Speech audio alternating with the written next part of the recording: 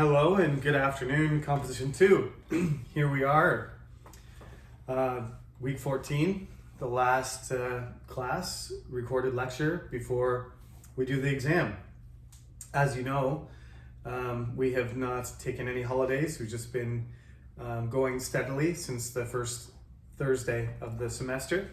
So we don't have to worry about any of those makeup days.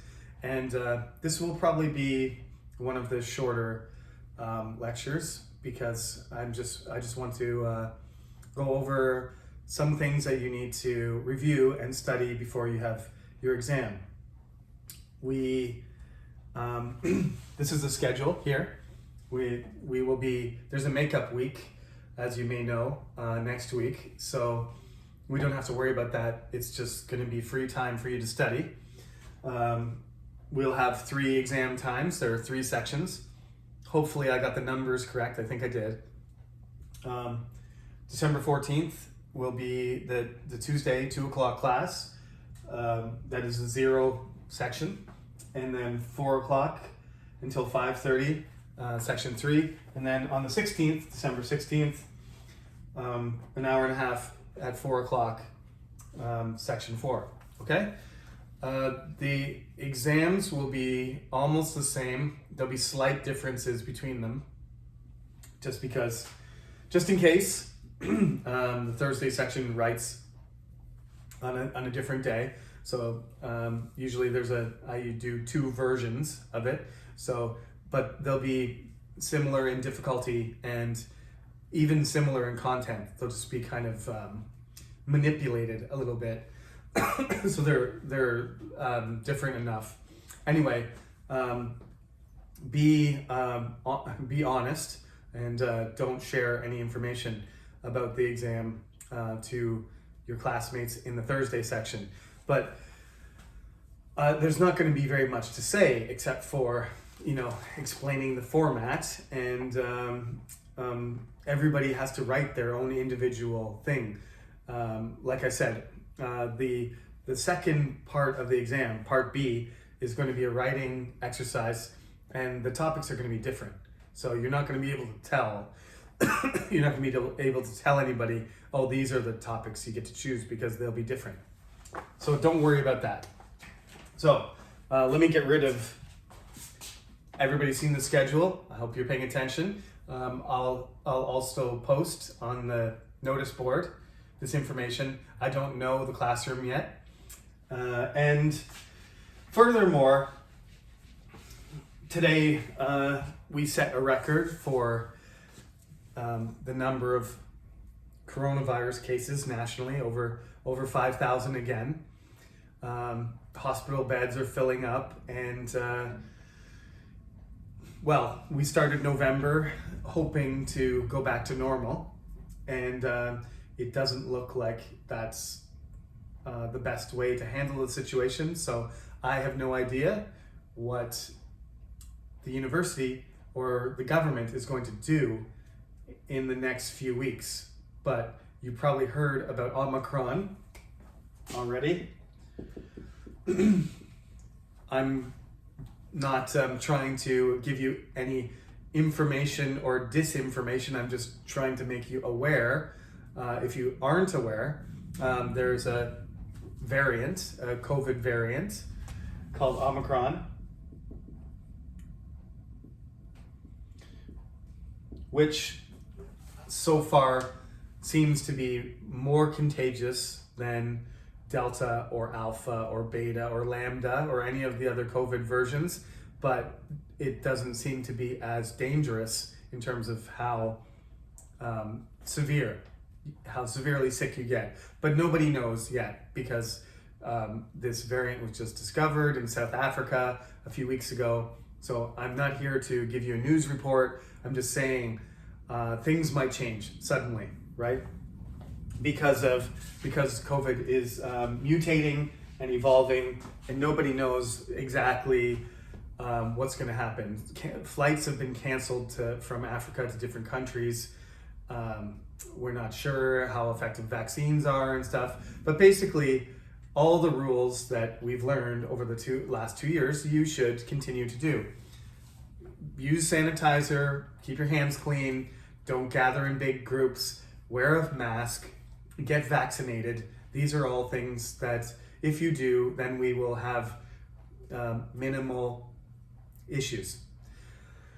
If things change, I will let you know. But for now, we are supposed to have the exam in person, and in 2 weeks you'll have to write. You have to come to the university and sit in a desk and write it like a normal exam. If things change because of government policy or university policy, as soon as I know, I will let you know, okay? So you don't need to email me about that, because I will, as soon as I know, I will inform you. Now, what we both need to do, I need to focus on teaching you, and you need to focus on studying and doing a good job on the exam. All of the response papers have been submitted. The deadlines are passed. So I have to look at them. I haven't done that yet. This weekend I will start grading all of your second papers. I look forward to it. I've read a couple of them. I think there's hope. I think there's improvement happening. I hope you took into account my feedback and that you're trying to develop your English writing ability and your argumentation skill the way that I've been trying to encourage you. So thank you for submissions, for all the submissions. I will look at them as soon as I can, and I will grade them. We have 2 weeks before the exam, so hopefully the grading will be done before you write your exam. No promises, but that's what I hope to accomplish. So, as you know, the basic format of this class has been, we read some content and some passages, we analyze them, and then you respond with critical thinking and discussion, vocabulary, and comprehension, right? So the basic format of the exam is fairly simple. There's 2 parts. There's part A and there's part B. Part A is going to consist of cite passages. Okay? There will be several cite passages for you to look at. Some of them will resemble, one of them at least, will resemble the passages that we looked at in this book. But as I told you, this is a certain type of passage which is just informative. It's not supposed to be an essay. It's not supposed to be a response like you did. I've tried to explain this to you over and over again, and I hope you're tired of me saying it and that you already know what I mean. So you are going to look at a passage like this because we've been practicing analyzing this, and so there will be this what we can call it textbook passage. Okay, so there'll be a textbook passage. It'll have information in it, and you will just have to respond. Comprehension. Let me not be lazy here. Comprehension, discussion, and critical thinking.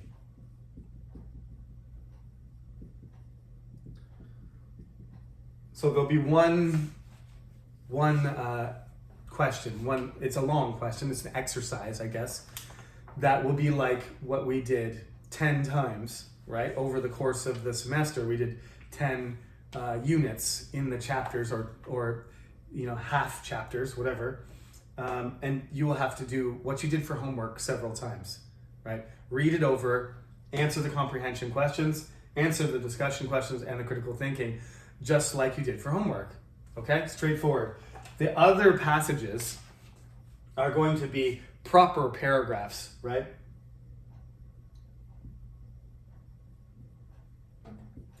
Much more similar to what you did for your response papers, okay? So it's not going to be unfamiliar, because these are meant to be these are meant to be analytical paragraphs and argumentative paragraphs.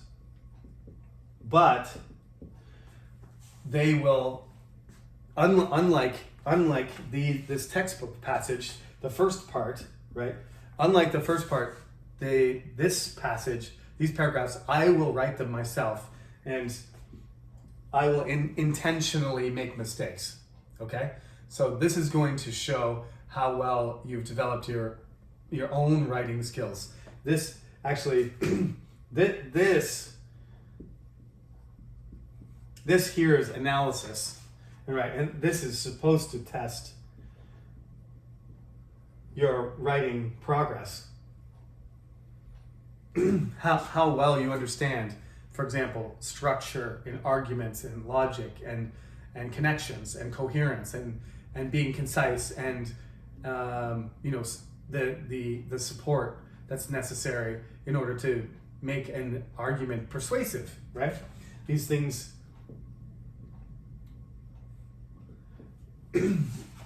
when I'm evaluating and judging your papers, it's as you know, it's not a multiple choice question. It's not A, B, C, or D, or this is right or this is wrong. It's a judgment based on criteria. So in a sense, you have to persuade me that you're making a strong argument, and you have to be the judge. You have to play my role in the exam. You have to look at the paragraph and say, well, this is the weak points. These are the weak points. And this is analysis as well. Like I said, it's an analytical skill. Look at the paragraph and say, these are the strong points and these are the weak points. So when it comes to that exercise, what you should look at, so you can look at all of the homework that you did. You can look at all the content or any of the lectures and what I explain, like what's a good answer, what's a bad answer, how do you handle these questions. Those are what the majority of the class was. But the reason that we were looking at those paragraphs is so that you could process and synthesize information and make your own argument. So when it comes to the argument, first of all, you need to make sure that you understand structure, the basic structure, right? You have to look at the paragraph and say, okay, like on page 36. On page 36, it talks about topic sentences, right? Is there a topic sentence? If there isn't, that's a red flag right away. You know that there's something that needs to be improved. That's a weak point, a serious weak point right away. So as it says in the textbook, the topic is the subject of your paragraph, and the controlling idea limits or controls the topic to one aspect you want to focus on. So you need to have that topic plus controlling idea. Just like when you did your response paper for me, you have to have it too. If you don't have it, then your grade is lower. Okay? So that's page 36. You have to have a look at that. And then, of course, the rest of the paragraph is composed of, like on page 47, they talk about supporting sentences. And there has to be enough of them. If there's a lack of detail, there's only a few sentences, I'm not going to do that. But if there's not enough information, there's not enough detail, then how can you prove something? You have to at least provide enough, right? Enough information. That's why I ask you to write 1 to 2 pages. I don't say write whatever length you want. There's kind of a minimum amount. So there has to be a minimum amount of support there. It can be examples, it can be details, it can be reasons, it can be explanation, right? But it all has to be closely connected, and it has to come back, right? Those supporting sentences, not only does there have to be enough of them, but they have to be connected to each other logically. It has to be organized, and then it has to be closely related to your topic sentence. Otherwise, there's something wrong there. And then finally, you need a concluding sentence as well, which is on page 48.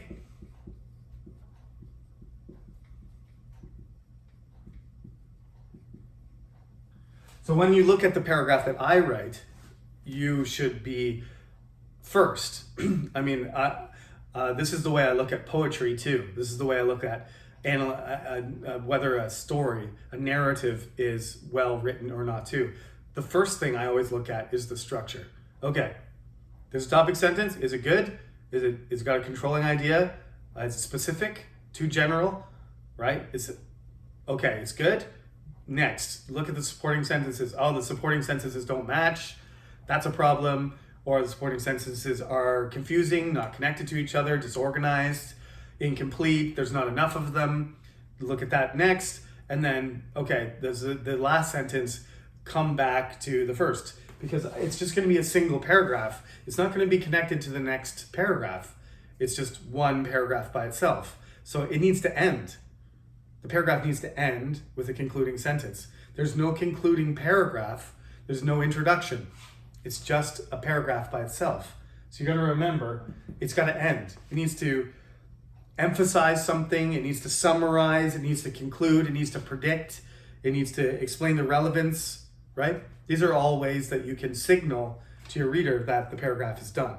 You don't have to say, I'm done, or the end. You just have to write a sentence that indicates that you're done.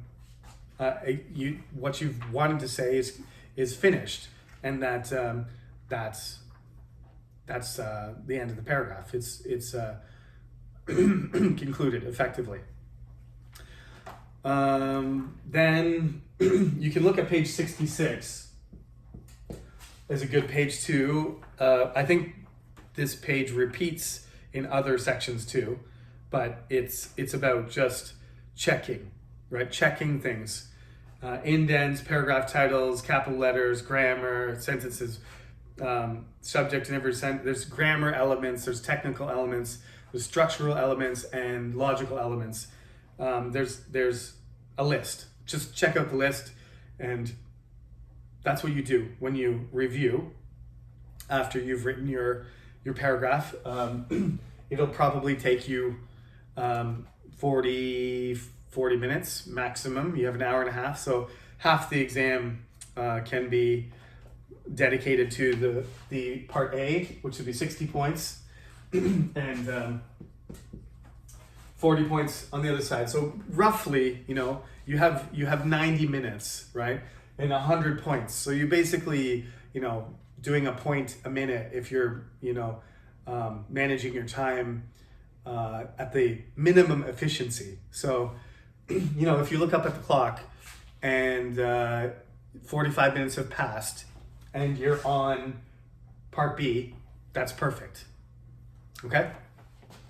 So in terms of time management, just you should be through part A, which is 60 marks, 60% of the exam, by halfway, and then that'll give you 45 minutes to write your paragraph and then perhaps look it over for 5 or 10 minutes before you hand it in.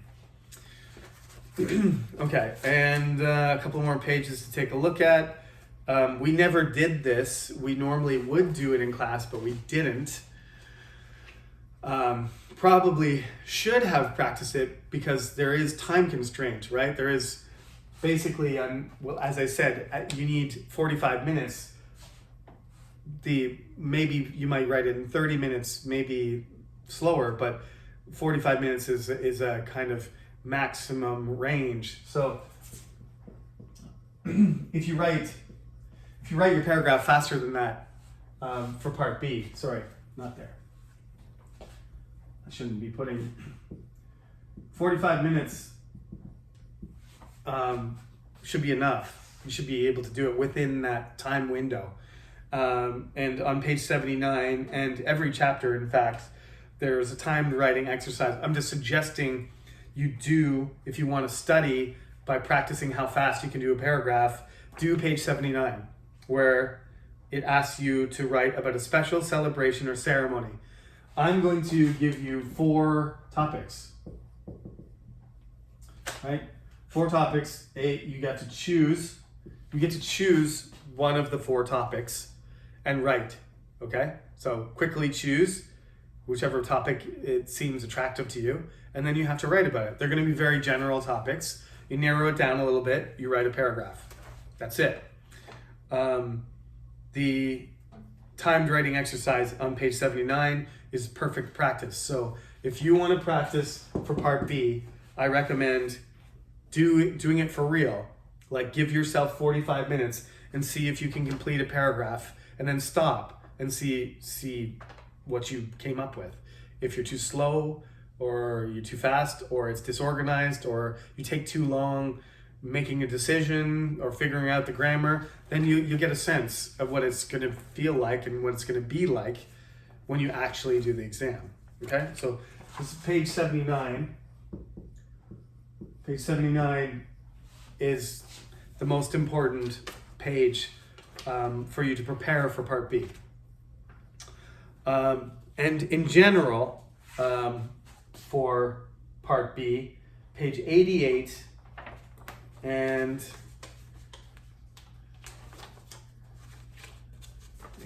find my tab here, what's going on here.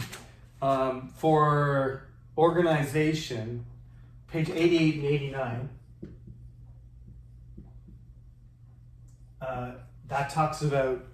those pages talk about unity and irrelevant sentences. So whether things are connected or coherent, or whether, coherent, unified means all based on the same argument together, well linked to your basic argument and topic sentence.